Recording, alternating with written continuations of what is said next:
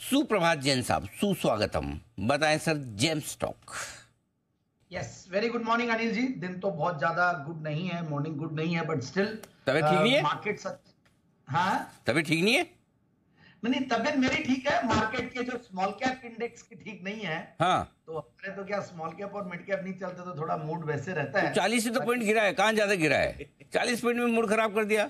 एक मिनट कुणाल जी, एक मिनट कुणाल जी, क्या 40 पॉइंट गिरने पे स्मॉल कैप इंडेक्स से 40 पॉइंट गिरने पे जैन साहब का मूड खराब करना उचित है?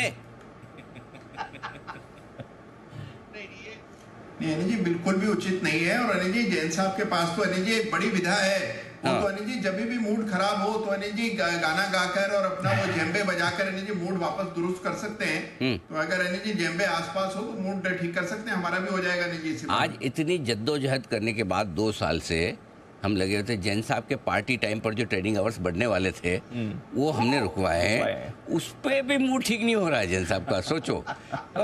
और आदमी क्या करेगा जैन साहब आपके लिए? इससे ज्यादा क्या करें हम आपके लिए, बताइए। ये बात तो है। आज एक बड़ी न्यूज है ये कि मार्केट शाम को नहीं बढ़ेंगे, और अच्छा भी है। हेल्थ को लेकर कंसर्न्स थे बाजार में, और ओवरऑल पूरा दिन यही चलेगा। ट्रेडर्स को लेकर बहुत इश्यूज थे। बात तो ऐसे कर रहे हो जैसे अभी नहीं चलता हो। नहीं, एक मिनट, बात तो ऐसे कर रहे हो जैसे अभी पूरा दिन भर ये नहीं चलता हो। दिमाग में तो यही चलता है, निफ्टी को देखते रहते हैं, गिफ्ट निफ्टी को देखते हैं। बात तो सही है, बढ़िया है जी, बढ़िया। एकदम वर्ड्स को एकदम चुन चुन के पकड़ रहे हैं, आज मैं देख रहा हूँ। सही जवाब। स्मॉल कैप इंडेक्स और मिड कैप इंडेक्स में देखिए नर्वसनेस है। मेरी बात यह है कि कल की जैसे हमने देखा और ऊपर के लेवल से जो करेक्शन आया, और देखिए पेन दिख रहा है थोड़ा सा। रीजन ये है कि देखिए इलेक्शंस के पहले हो सकता है कि मार्केट थोड़ा हल्का जाए, कुछ थोड़ा कंफ्यूजन भी रहता है। और जिस तरीके से कल विक्स बढ़ा, तो ये तो अब पहले तो हम आश्चर्य कर रहे थे लास्ट वीक कि भाई ऐसा कौन सा इलेक्शन होता है कि जहां पे हमने इतने बार देखा, कभी 28-32 ऐसे विक्स देखे हुए, और कोरोना के टाइम पे तो 80-85 के लेवल्स भी देखे, और आज 12-13 से निकलने में तकलीफ हो रही है।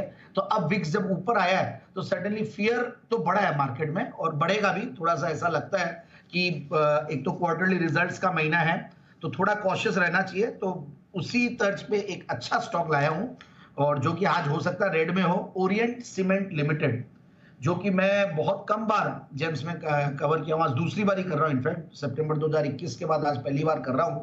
और रीजन ये है कि इसको 10 की कमाई वगैरह में किया है, और ये स्टॉक सबसे बढ़िया बात है ऊपर के लेवल से बढ़िया करेक्ट हुआ, ऑलमोस्ट 300 रुपए के लेवल से करेक्टेड स्टॉक है, और एक स्ट्रॉन्ग पेडिग्री वाली, स्ट्रॉन्ग बैकग्राउंड वाली। और उससे भी बढ़िया बात है इसकी जो शेयर होल्डिंग पैटर्न है, which is very impressive. It has always been very impressive. कभी राकेश झुनझुनवाला जी होल्ड करते थे, और आज अगर हम नाम देखें तो कल जैसे मैंने श्री सीमेंट दिया था इंट्राडे पिक के तौर पे, वो टारगेट अचीव है। उनके जो प्रोमोटर्स है हरिमोहन जी बांगड़, उनकी भी इसमें शेयर होल्डिंग है, तो उससे भी बहुत बड़ा कॉन्फिडेंस आता है। और बाकी above all CK Birla group company है, अच्छा इनका रीजनल प्रेजेंस है।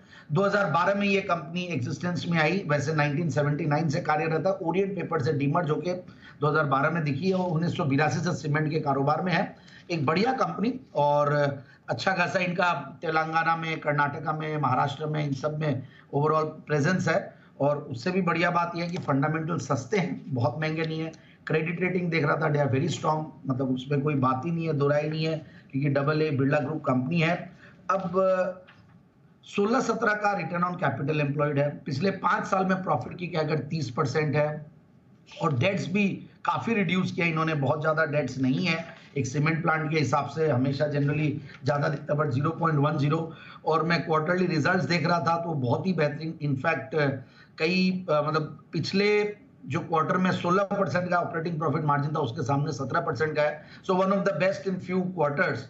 और 68 करोड़ का पैट है। पिछले हालांकि उस साल में भी 67 करोड़ का पैट था, बट इस बार टैक्स लायबिलिटी हायर थी। तो अगर हम उस हिसाब से देखें, पीबीटी के हिसाब से और ऑपरेटिंग प्रॉफिट के हिसाब से, तो बढ़िया है। और सेल्स इनफैक्ट अच्छी खासी 3000 करोड़ के ऊपर पहली बार बढ़ के आई है। और शेयर होल्डिंग पैटर्न की जैसे मैं बात कर रहा था, प्रोमोटर्स की तो है ही है शेयर होल्डिंग। उसके अलावा FIIs DIIs भी अच्छा खासा होल्ड करते हैं, करीब 23% के लगभग वो होल्ड करते हैं। और पब्लिक शेयर होल्डिंग में बहुत अच्छे renowned names, even bits Pilani भी है, तो हरिमोहन जी बांगड़ का नाम है। ये सारे नाम से कॉन्फिडेंस आता है, और मुझे लगता है कि इस लेवल पे ये स्टॉक को ले सकते हैं। एक तो अपने 200 डेमास के आसपास चल रहा है, ओवर करेक्टेड है और कंसोलिडेट कर रहा है, और काफी दिनों से मेरी नजरें बनी हुई थी स्टॉक पे। और अब मैं इस स्टॉक का जो टारगेट दूंगा वो 260 का दूंगा।